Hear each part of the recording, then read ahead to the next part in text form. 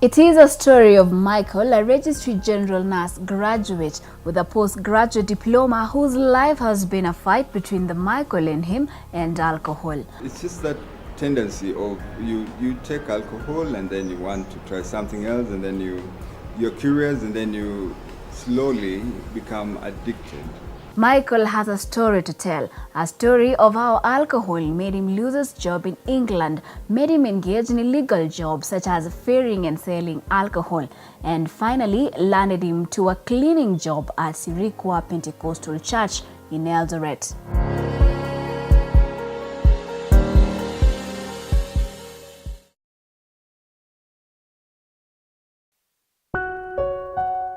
In his black suit, Michael Lucheveli, a medical graduate of Baraton University and a father.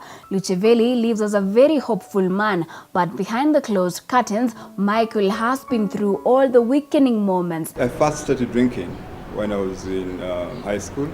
The first time I took alcohol was in high school. The feeling was not good. I mean, the taste was not good because the alcohol doesn't taste good per se. But then as I kept on progressing, then I learned by some conditional reflex, that's by operation, that it can gives me a reward for the reward, and then I became an addict. I took one of very special courses in nursing, which we are very proud of, and then I started working, and then after that, things started happening, which was not to our liking. I started drinking, then got involved in other things, and then finally we actually got lost. We couldn't trace him. On his side, drug abuse made him a slave.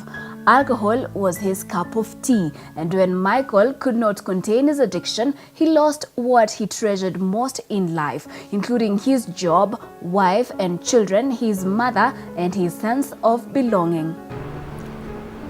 Being a nurse, you're exposed to many prescription medication, which occasionally, I didn't have a problem with that, because my thing was just to take alcohol. He only saw taking alcohol as a way of spending good time, but not as a distractor, since alcohol never stopped him from climbing his career ladder. During my training campus, we used to go out almost every other fortnight, and then we would drink, and then after I graduated, I became busy, so it was not that severe. But at some point, I would go for binge drinking, and then I lose control, and and of course, if you lose control, then you don't report on duty, then you're psychologically affected. By not reporting on duty, you get a bit depressed, you go back to the alcohol to give you the euphoria to get out of that depression, and you find that you're tied up in this addiction procedure. But still, he could not realize that he was an addict. He continued to drink. I got engaged to the mother of my children now, who we are separated, as Zainab Mohammed, and then at that point I got more into the drinking, and she could not handle it. After that, then I went to Britain, and I worked for Bupa, NHS Bupa Healthcare Services in England. I didn't really understand that I was an addict. To him, some other circumstances which led him to drink even more, and before long was when he had lost his job. Well, if you get many letters of warning letters of addiction, they don't tell you that it's alcoholism, but you're missing absconding duty just because you're drunk. You come on duty and you're drunk, and everyone knows you're drunk. So you get fired. I got fired there. It was time for him to come back to Kenya, where he still worked in several hospitals before retiring to alcohol addiction. Then when I came to Nairobi, after working in England, I worked for Nairobi Women's Hospital, where I worked for 2 years, managing my drink and my work at the same time. But in essence, eventually, you lose control. And I got fired from Nairobi Women's Hospital. Then I went and did a locum at Aga Khan Hospital, Nairobi. And at Aga Khan, since it was a locum, I wasn't fired, but I just didn't go back to work. Then after Aga Khan Hospital, like I came back home. Then I went to work for a clinic in Kakamega, where I come from. And then again, I got fired. That is the Royal Gardens Hospital. I got fired because of drinking. Then from there, I came back to Eldoret. Then went back to Kakamega. Then I went to Nairobi West Hospital as employed. And the same cycle just went on. He feels so bad for not being with his family, his children growing without a father. His wife and children had to go away because of his state. I don't have my family now. And I feel like there's a lot I could impart to my children, just like what has been imparted to me with my father. I mean, he raised me up properly, yeah. I should have done that to my children as well. I feel the pain. Every day I think about them. Okay, the schools are open today, yeah. They've gone to school just today. I haven't played a role in that. You know, that really affects me. His mother had to find residence in a faraway place due to the fear caused by her son's status. Alcohol is so bad in that it has strained his relationship with his parent, especially his mother.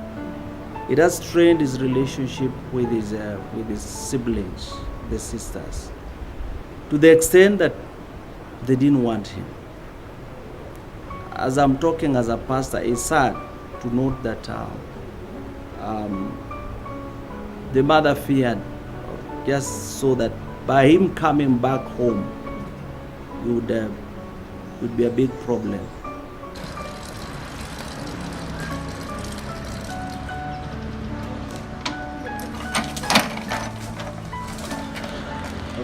Sirikwa Pentecostal Church in Eldoret offered him a space for revival and offered him a job as a groundsman, where Michael spends most of his time.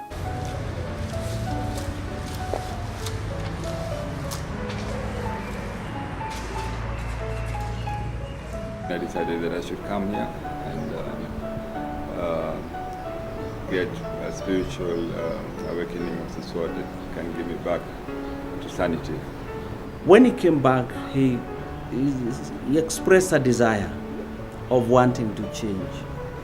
And when he expressed the desire of wanting to change as a church, we decided, yes, we are ready to help him. Normally, most people, when a person is alcoholic, they would prefer to stay away from them. But we decided we'll welcome him back to us and see how best we can help him. So occasionally, whenever I request whatever kind of help would give, then we'll give him. Though he is working hard to be stable and get back to his career as a nurse, Michael is thankful to the church. It had offered him a place to get back to his feet, stand strong, and impact the lives of others as a nurse and as a recovered alcohol addict.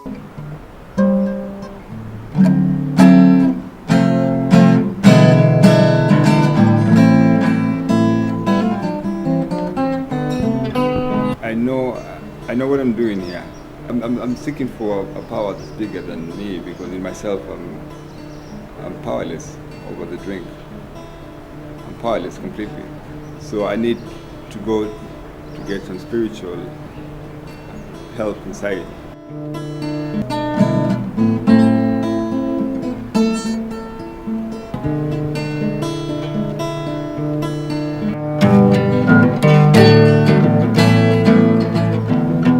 I gave myself time to heal, and now I feel like I've got the energy to come up again. I'm fighting every day spiritually, when I could not have done that before. Every day I wake up and I know that I've got to fight this alcoholism, and I come to church and I seek a power that's greater than me. It's an everyday fight. Once I forget the fact that this is a fight, then I've lost in my mind. I've just gone. Once I wake up and I think I'm fine. Many times I've fought, and fighting means you think that you can go to a pub and drink a soda, or your friend invites you to his house and he has beer and you think, no, I'll say no. Yeah, I've fought that. I've said no before. I know I've said no, and and I've just said no, and I'm not taking, and I've done it, and then you do it about 3-4 times, and you think you're strong, and then you fight again. He, however, wants most families and the society in general to have deeper understanding that alcoholism is a disease. Most families don't understand what alcoholism is.